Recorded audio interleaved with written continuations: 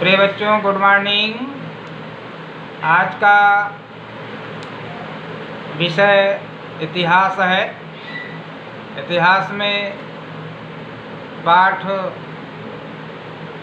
2 में कुछ पार्ट रह गया था, जिस पर आज वादन करना है। आप सभी लोग ध्यानपूर्वक इसे सुनेंगे, चिंतन करेंगे, मनन करेंगे।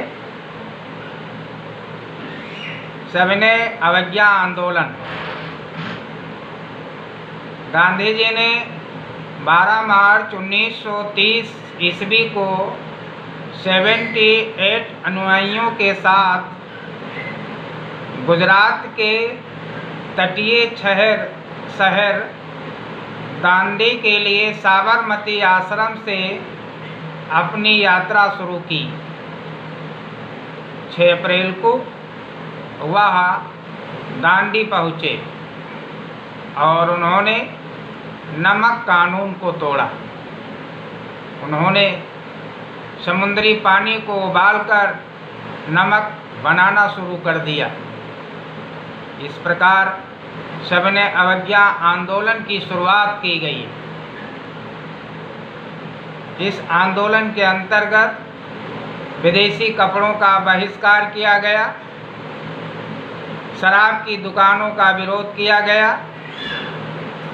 किसानों ने राजस्व और चौकीदारी कर देने से इनकार कर दिया, गांव के अधिकारियों ने इस्तीफा दे दिया, कई स्थानों पर वन कानूनों का उल्लंघन किया गया, कई स्थानों पर वन कानूनों का उल्लंघन किया गया और इसके फलस्वरूप सविनय अवज्ञा आंदोलन का स्थगन। इस आंदोलन को बंद करने के लिए सत्याग्रहों पर हमला किया गया तथा करीब 1 लाख लोगों को गिरफ्तार किया गया। अब्दुल गफ्फार खां को वर्ष 1930 में गिरफ्तार कर लिया गया था। महात्मा गांधी ने हिंसक घटनाओं को रोकने के लिए 5 मार्च 1931 को इरविन के साथ एक समझौता करके आंदोलन को बंद करने का निर्णय लिया। इसके फलस्वरूप पुनः सविनय अवज्ञा आंदोलन आरंभ हुआ। दिसंबर 1931 में गांधी जी गोलमेज सम्मेलन के लिए लंदन गए, जहां उन्हें कोई सफलता नहीं मिली। महात्मा गांधी ने सविनय अवज्ञा आंदोलन को पुनः शुरू किया तथा यह आंदोलन 1 वर्ष तक जारी रखा गया। वर्ष 1934 तक इस आंदोलन का प्रभाव धीरे धीरे कम हो गया। इसके फलस्वरूप विभिन्न समूहों के लिए आंदोलन का अर्थ, विभिन्न सामाजिक समूहों के लिए स्वराज्य का अर्थ अलग था, जो निम्नलिखित है।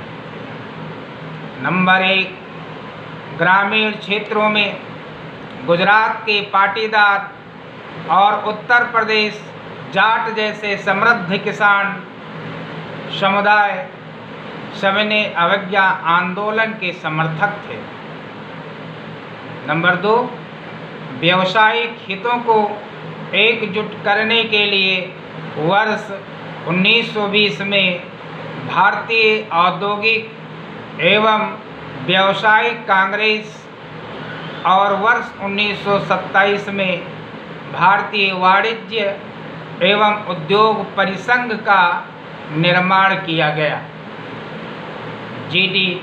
बेड़ा और पुरुषोत्तम दास ठाकुर जैसे उद्योगपतियों ने औपनिवेशिक नियंत्रण के विरुद्ध आवाज़ उठाई। नंबर 4, इस आंदोलन में उच्च जातियों की महिलाएं भी शामिल थीं। जबकि ग्रामीण क्षेत्रों में संपन्न किसान परिवारों की भी महिलाएं इसमें शामिल की गई थीं। इसके फलस्वरूप आप इसी लेसन में और सविनय अवज्ञा आंदोलन से संबंधित अध्ययन करेंगे। सविनय अवज्ञा आंदोलन की सीमाएं। तो सविनय अवज्ञा आंदोलन की सीमाओं में दो महत्वपूर्ण बिंदु बनते हैं, जिसमें नंबर 1 आता है स्वराज्य की अवधारणा ने सभी सामाजिक समूहों को प्रभावित नहीं किया था। एक समूह अछूतों का था जो खुद को 1930 के दशक के दौरान दलित कहने लगा। नंबर 2, गांधी जी ने दलितों को हरिजन बताया। उन्होंने कहा कि अस्पृश्यता को समाप्त करने के बिना स्वराज्य की 100 साल तक स्थापना नहीं की जा सकती है। इसके फलस्वरूप दलित नेता की मांग और दलित नेता की मांग में डॉक्टर बाबा साहब भीमराव अंबेडकर उभर करके आए। डॉक्टर बाबा साहब भीमराव अंबेडकर ने शैक्षिक संस्थानों में आरक्षित सीटों और अलग निर्वाचन क्षेत्रों की मांग की, जिससे विधायी परिषदों के लिए दलित सदस्यों का चयन किया जा सके। अंबेडकर ने दलितों को वर्ष 1930 में अवसादग्रस्त वर्गों के संघों में संगठित किया। दलितों के लिए अलग निर्वाचन क्षेत्रों की मांग के कारण दूसरे गोलमेज सम्मेलन में महात्मा गांधी और डॉक्टर बाबा साहब भीमराव अंबेडकर के मध्य मतभेद उत्पन्न हो गए। जब ब्रिटिश सरकार ने डॉक्टर बाबा साहब भीमराव अंबेडकर की मांग को स्वीकार किया तो गांधी जी ने इसका विरोध किया। हालांकि डॉक्टर बाबा साहब भीमराव अंबेडकर ने अंततः गांधी जी के विचारों को स्वीकार कर लिया, जिसके परिणाम स्वरूप सितंबर 1932 को पूना समझौते पर हस्ताक्षर हुए।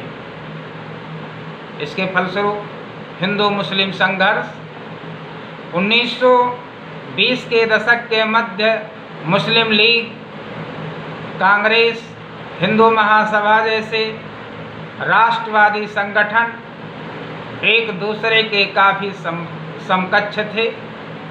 बाद में उनके आपसी संबंध खराब होते चले गए।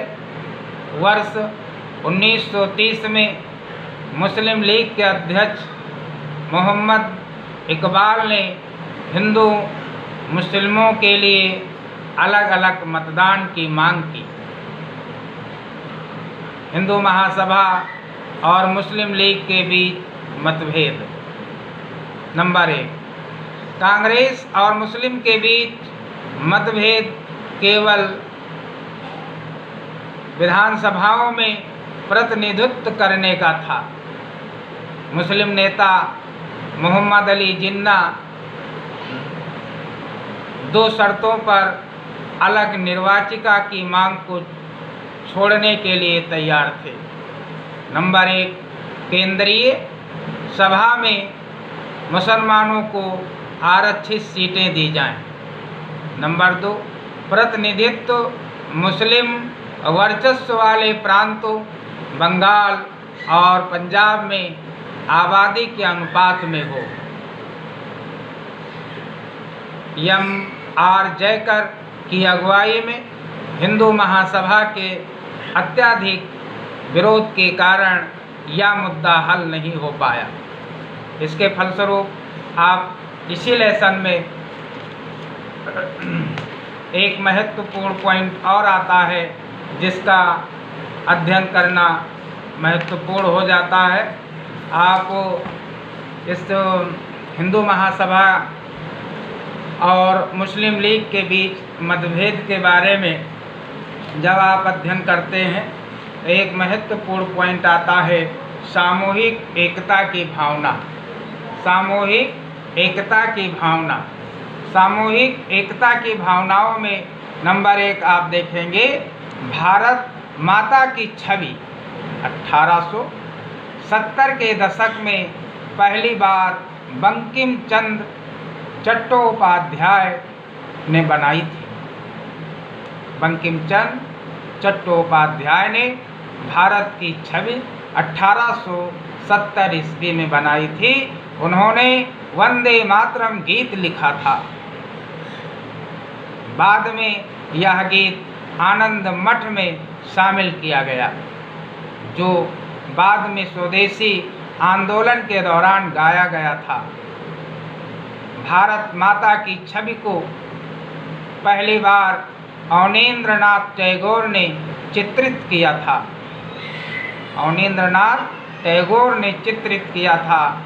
बंगाल में रविन्द्रनाथ टैगोर और मद्रास में नटेशा शास्त्री ने लोक कथाओं और गीतों का संग्रह किया।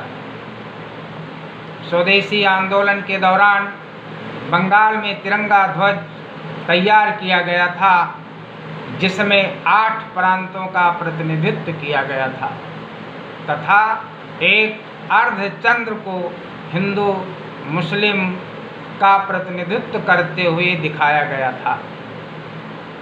वर्ष 1921 में महात्मा गांधी ने स्वराज्य ध्वज को तैयार किया।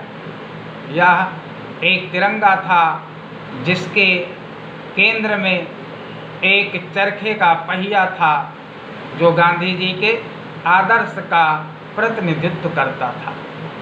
इन्हीं बिंदुओं के साथ इस लेसन का वादन समाप्त होता है और अभी आप लोगों को हम बहुविकल्पीय प्रश्नों के उत्तर भी साथ में बताते रहेंगे, जिसे आप ध्यानपूर्वक सुनेंगे और अपने कॉपी में नोट्स करेंगे।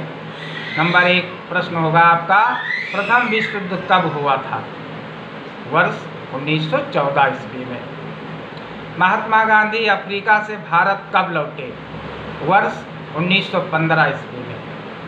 चंपारण सत्याग्रह में महत्वपूर्ण भूमिका किसने निभाई थी? महात्मा गांधी ने।